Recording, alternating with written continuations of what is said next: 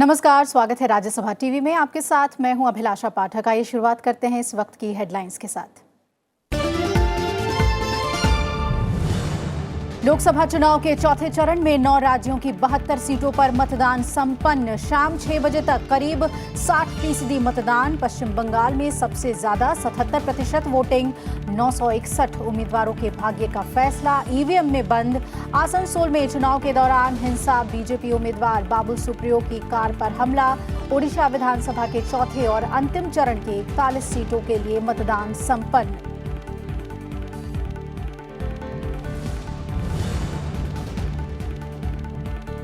चौथे चरण में केंद्रीय मंत्री गिरिराज सिंह, सुभाष भामरे, गजेंद्र सिंह शेखावत और बाबुल सुप्रियो की किस्मत ईवीएम में बंद। महबूबा मुफ्ती, सलमान खुर्शीद, उपेंद्र कुशवाहा, मिलिंद देवड़ा, श्री प्रकाश जायसवाल, अधीर रंजन चौधरी, नकुल नाथ और वैभव गहलोत भी मैदान में। दांव पर वैजयंत पांडा, मुनमुन सेन, पूनम महाजन, प्रिया दत्त और उर्मिला मातोंडकर समेत कई दिग्गजों की किस्मत।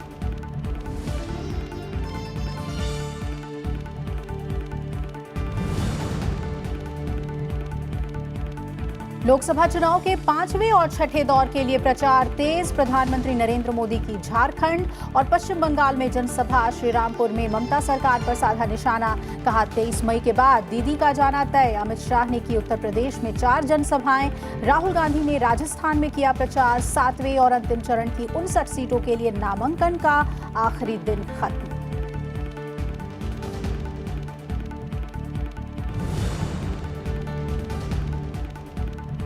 अगले 24 घंटे में और खतरनाक हो सकता है चक्रवाती तूफान फानी। मौसम विभाग ने जताई आशंका। तमिलनाडु और दक्षिण आंध्र प्रदेश के तटीय इलाकों में अलर्ट। मछुआरों को समुद्र में नहीं जाने की सलाह। प्रधानमंत्री ने चक्रवाती तूफान से निपटने के लिए अधिकारियों को आवश्यक कदम उठाने के निर्देश दिए। कैबिनेट सचिव ने तटीय राज्यों में तैयारियों का लिया जायजा।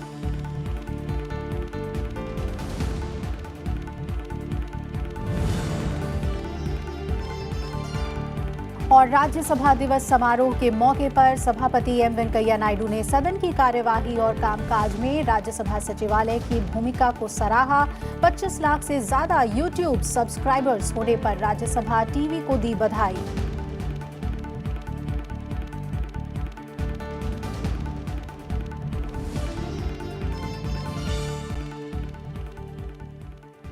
और खबरों में सबसे पहले बात करेंगे लोकसभा चुनाव से जुड़ी हुई।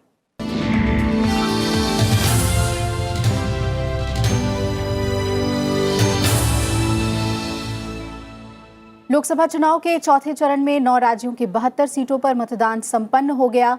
मतदान को लेकर सुरक्षा के व्यापक इंतजाम किए गए थे। चौथे चरण के चुनाव के साथ ही महाराष्ट्र की सभी सीटों पर चुनाव संपन्न हो गए।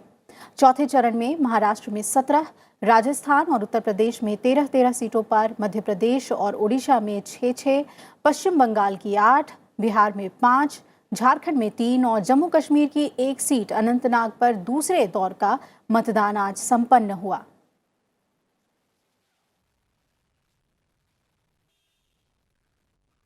वहीं ओडिशा विधानसभा चुनाव के चौथे और अंतिम चरण के लिए भी मतदान संपन्न हो गया। इस दौर में 41 विधानसभा सीटों पर आज मतदान हुआ।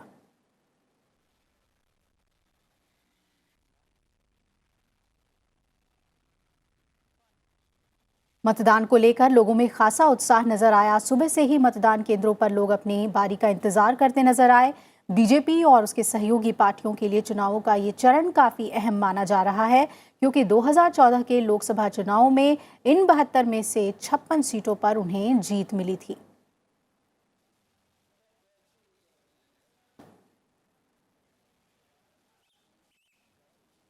तो चौथे चरण में कई सेलिब्रिटीज ने भी अपने मताधिकार का इस्तेमाल किया। बॉलीवुड महानायक अमिताभ बच्चन, सलमान खान, शाहरुख खान और पूर्व क्रिकेटर सचिन तेंदुलकर ने अपना वोट डाला। ये 4 तस्वीरें आप देख रहे हैं मुंबई के, जहां पर स्टार्स नजर आए अपने मताधिकार का इस्तेमाल करते हुए।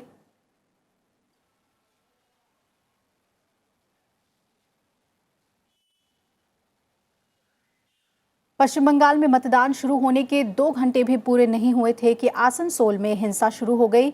बताया जा रहा है कि आसनसोल लोकसभा सीट के जेमुआ में एक मतदान केंद्र के बाहर भाजपा और तृणमूल कांग्रेस के समर्थकों के बीच झड़प हुई। ये झड़प हिंसात्मक रूप लेने लगी, जिसके बाद पुलिस को लाठीचार्ज करना पड़ा।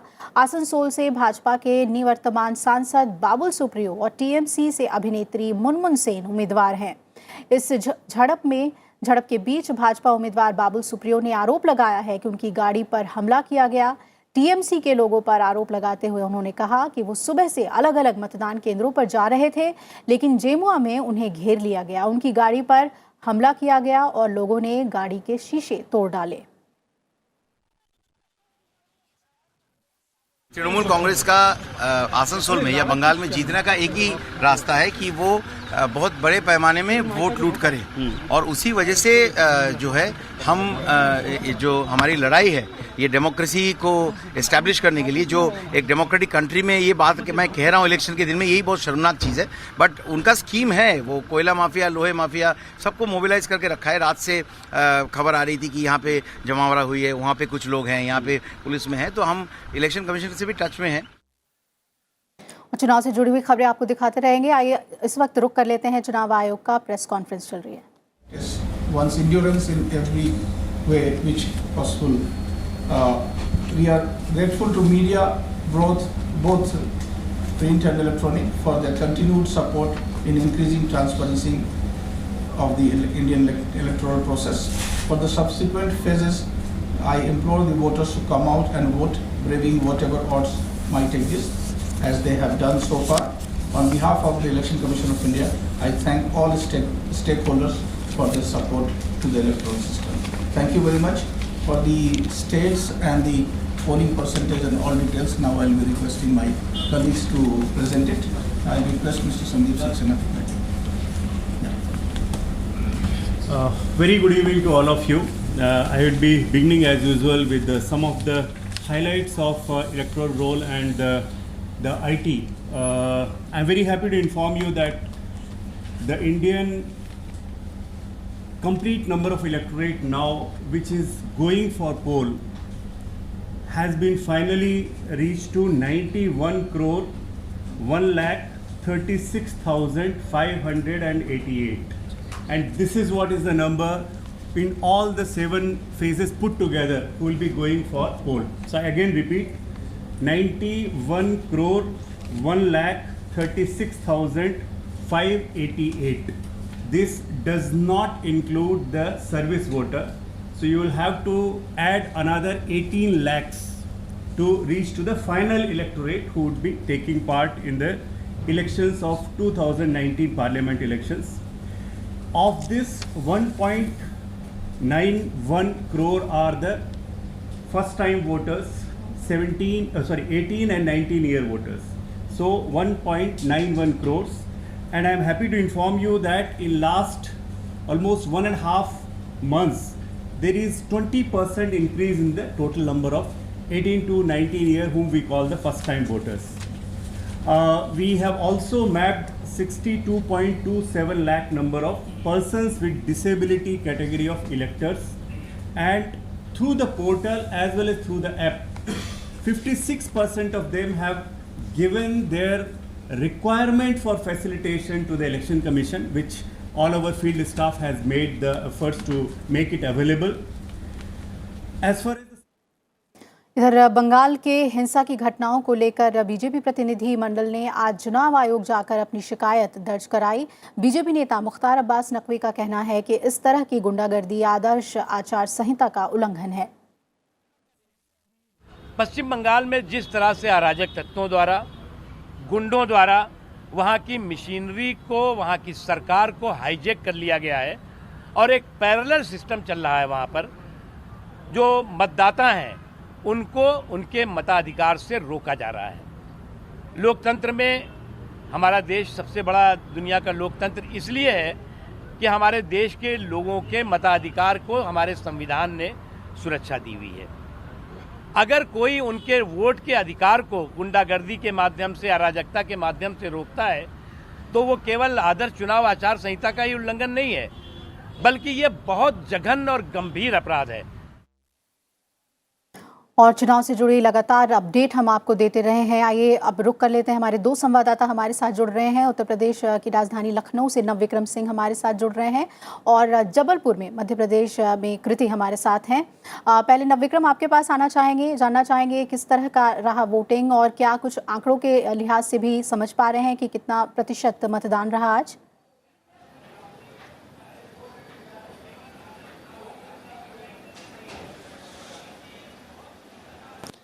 अभिलाषा, अगर इस चरण की बात करें तो करीब 53% मतदान हुआ है इन 13 सीटों पर।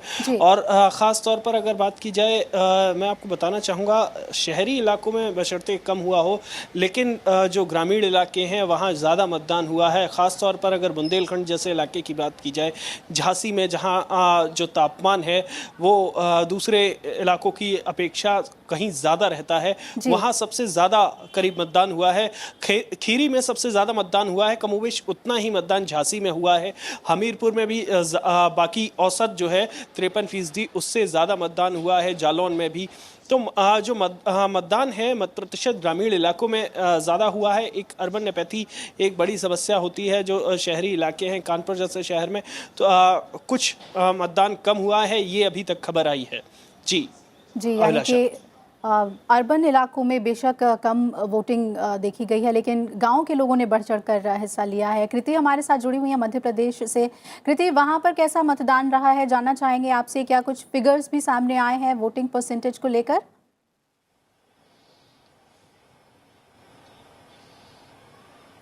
जी अभिलाषा, देखिए अभी ये फाइनल फिगर्स नहीं है, लेकिन अभी जो लेटेस्ट फिगर हमारे पास लास्ट आई थी इलेक्शन कमीशन से, मध्य प्रदेश में जो जिन 6 सीटों पर मतदान हुआ है उसमें 65% से ज्यादा मतदान हो गया है। अगर हम इसको कंट्रास्ट करें 2018 के असेंबली इलेक्शन से, तब तकरीबन 75% मतदान हुआ था मध्य प्रदेश में। हालांकि ये फाइनल फिगर्स नहीं है अभी और ये अपग्रेड होंगी। सबसे कम मतदान जो अभी फिलहाल सामने जो फिगर्स आए हैं वो सीधी में हुआ है और ज्यादा छिंदवाड़ा और बालाघाट में हुआ है। कई हाई प्रोफाइल कॉन्टेस्ट भी थे, जैसे छिंदवाड़ा में, जबलपुर में जहां से बीजेपी के स्टेट प्रेसिडेंट राकेश सिंह चुनाव लड़ रहे थे, वहीं छिंदवाड़ा में मुख्यमंत्री कमलनाथ के बेटे थे। तो कई हाई प्रोफाइल सीट्स थी और अगर मैं 2014 की बात करूं तो इन 6 सीटों पे से 5 पर बीजेपी ने जीत दर्ज की थी और 1 पर कांग्रेस ने। तो काफी महत्वपूर्ण कॉन्टेस्ट था और अब ये देखना बाकी होगा कि किस तरह से यहाँ के 1 करोड़ मतदाताओं ने, जो 108 कैंडिडेट्स थे, उनकी किस्मत को सील कर दिया ईवीएम में। और अब जो फाइनल वोटर टर्नआउट होगा उसके बाद सियासी पंडित जो हैं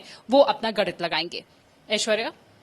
जी कृति, शुक्रिया आपका हमारे साथ जुड़ने के लिए, जानकारी मध्य प्रदेश की देने के लिए। नवविक्रम, आपका भी शुक्रिया उत्तर प्रदेश की जानकारी देने के लिए आज मतदान को लेकर।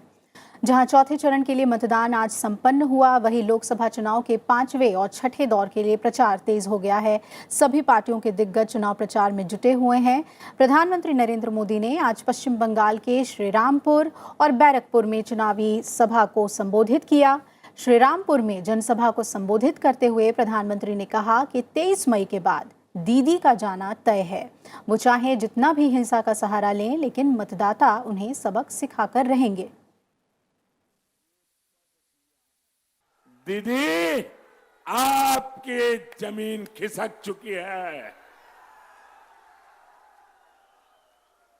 और दीदी देख लेना, 23 तारीख को जब नतीजे आएंगे, चारों तरफ कमल खिलेगा, तो तुम्हारे विधायक भी आपको छोड़ करके भाग जाएंगे। दीदी देख लेना। आज भी दीदी तुम्हारे 40 विधायक मेरे संपर्क में है। आज भी दीदी तुम्हारा बचना मुश्किल है अब, क्योंकि आपने विश्वासघात किया है। श्रीरामपुर के बाद प्रधानमंत्री ने बैरकपुर में भी चुनावी सभा को संबोधित किया। इस मौके पर उन्होंने कहा कि एयर स्ट्राइक को लेकर आलोचना करने वालों में ममता दीदी भी शामिल थी। साथ ही प्रधानमंत्री ने भ्रष्टाचार को लेकर भी ममता सरकार पर निशाना साधा। पश्चिम बंगाल में 5वें चरण के मतदान 6 मई को होने हैं, जिसमें उलुबेरिया, श्रीरामपुर, बगांव, बैरकपुर, हावड़ा, हुगली, आरामबाग सीट शामिल है। अंग्रेजों की तरह दीदी भी भाग करो, शासन करो, इसी नीति पर चल रही है, जबकि हमारी नीति है एक करो सेवा करो, यानी सबका साथ सबका विकास, सबका साथ। इससे पहले प्रधानमंत्री नरेंद्र मोदी ने झारखंड के कोडरमा में भी चुनावी रैली को संबोधित किया। इस मौके पर पीएम ने लोगों से बढ़ चढ़कर मतदान में भाग लेने की अपील की। झारखंड में 5वें दौर के लिए मतदान 6 मई को 4 सीटों पर होना है। इनमें कोडरमा, रांची, खूंटी, हजारीबाग सीट शामिल है।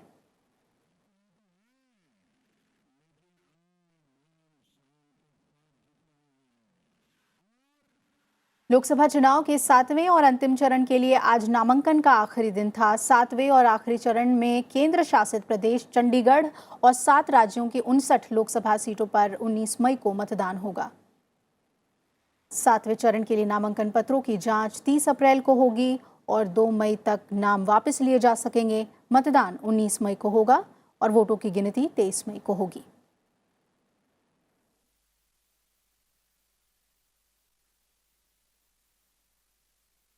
तो 19 मई को 7वें चरण के 59 सीटों पर मतदान होगा। 7वें और अंतिम चरण में उत्तर प्रदेश और पंजाब की 13-13, पश्चिम बंगाल की 9 सीटों पर, बिहार और मध्य प्रदेश की 8-8, जबकि हिमाचल प्रदेश की 4, झारखंड की 3 सीटों पर और चंडीगढ़ की 1 सीट पर मतदान होगा।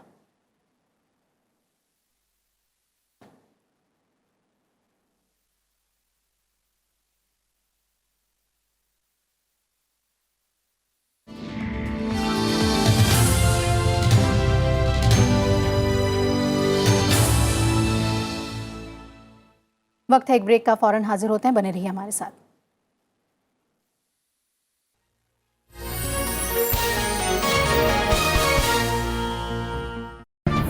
देखिए विशेष मेरे साथ आज शाम 7:30 बजे सिर्फ राज्यसभा टीवी पर।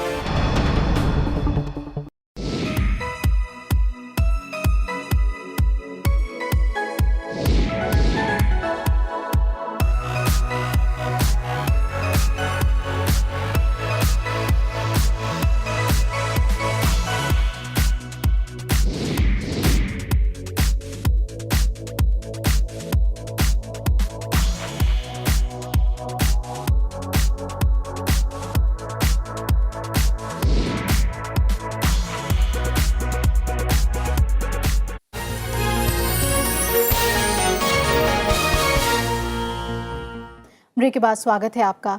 दक्षिण पूर्व बंगाल की खाड़ी में लगातार मजबूत हो रहा चक्रवाती तूफान फानी आने वाले 24 घंटे में गंभीर चक्रवाती तूफान में तब्दील हो सकता है। मौसम विभाग का अनुमान है कि 1 मई की शाम तक ये उत्तर पश्चिम की ओर बढ़ेगा। तमिलनाडु और दक्षिण आंध्र प्रदेश के तटीय इलाके अलर्ट पर हैं। इसे लेकर ओडिशा राज्य आपदा प्राधिकरण ने भी अलर्ट जारी कर दिया है। दक्षिण पूर्व बंगाल की खाड़ी के ऊपर और उसके पड़ोसी क्षेत्रों में 115 किलोमीटर प्रति घंटे की रफ्तार से आंधी चल सकती है।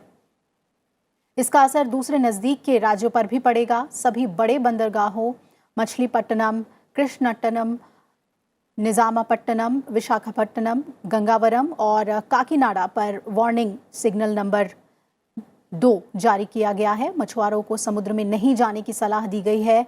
तूफान फानी के आज तेज होकर भीषण होने की आशंका है। चेन्नई में मौसम विभाग के अधिकारियों ने बताया कि तूफान चेन्नई से 870 किलोमीटर दक्षिण पूर्व में और मछलीपट्टनम से 1040 किलोमीटर दूर स्थित है।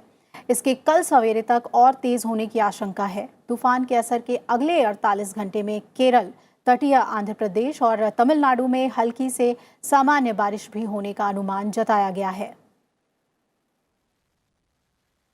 प्रधानमंत्री नरेंद्र मोदी ने चक्रवाती तूफान फानी से निपटने के लिए अधिकारियों को आवश्यक कदम उठाने के निर्देश दिए हैं।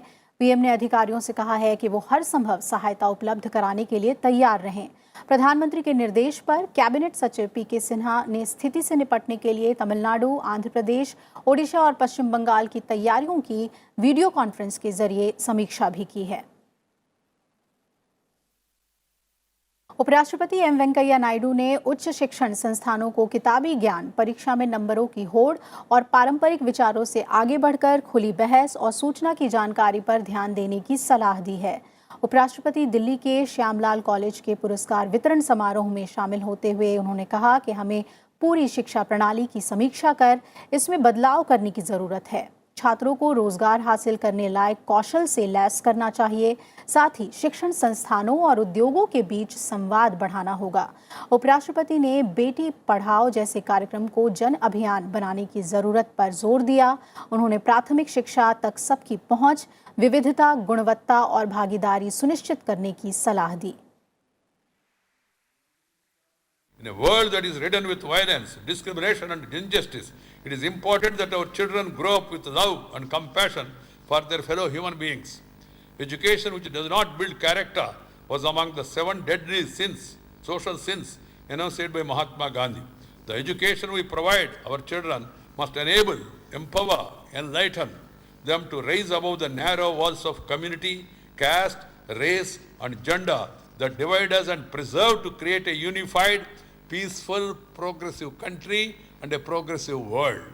My dear sisters and brothers, even as we aspire to be a world leader, we must also anchor ourselves firmly in the moral values and ethical principles which bring peace and contentment in life. संसद परिसर में JMC बाल योगी auditorium में आज राज्यसभा दिवस समारोह का आयोजन किया गया। इस मौके पर राज्यसभा सचिवालय की ओर से आयोजित की गई प्रतियोगिताओं के विजेताओं को सम्मानित किया गया। सभापति एम वेंकैया नायडू ने कार्यक्रम में शिरकत की। उन्होंने सदन की कार्यवाही और कामकाज में राज्यसभा सचिवालय के कर्मचारियों की भूमिका को काफी अहम बताया।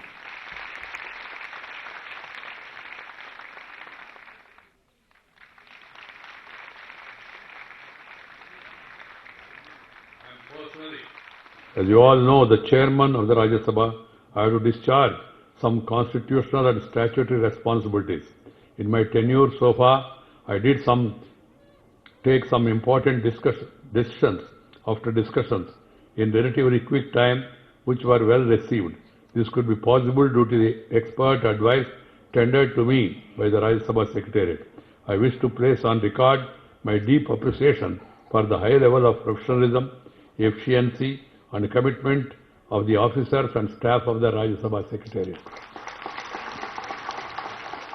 Rajya Sabha Secretariat has a constitutional status. The persons of caliber and expertise with appropriate educational qualifications are recruited to carry out the specialized nature of parliamentary work. They possess exceptional attributes which makes the Secretariat truly unique. सभापति M Venkaiah Naidu ने Rajya Sabha TV के YouTube channel पर 25 लाख से ज्यादा subscribers होने पर Rajya Sabha TV को बधाई दी है।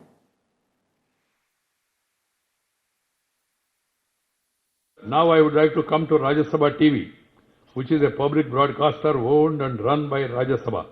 I am happy to inform you that many of you may not be aware of this fact that RSTV, since my taking over in August 2017, has been making rapid strides in terms of appeal of its content and viewership.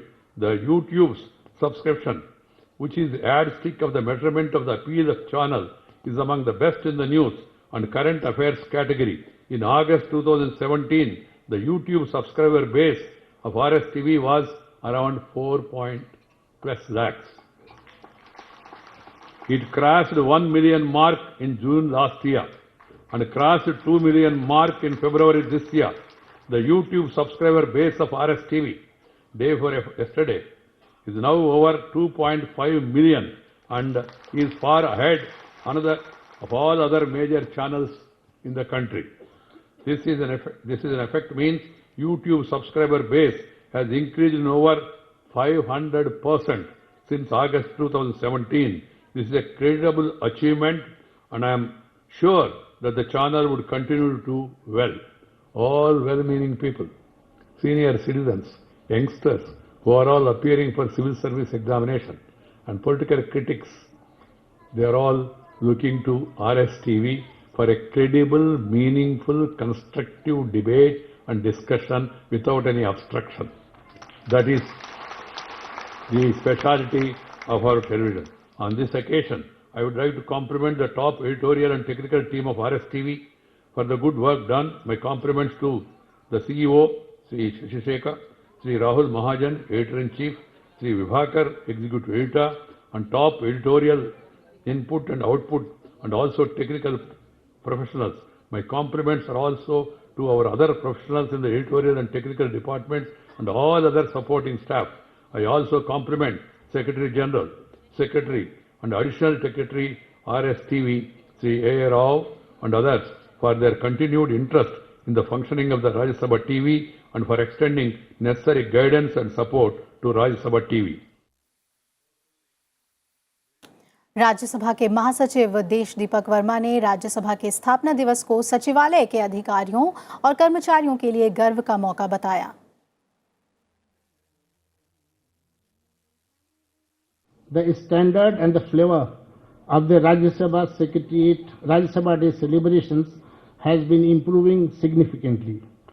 And this year it is marked by a very active participation by the employees of the Secretariat, for which I wish to congratulate them. Foundation Day is a day of special significance for any institution.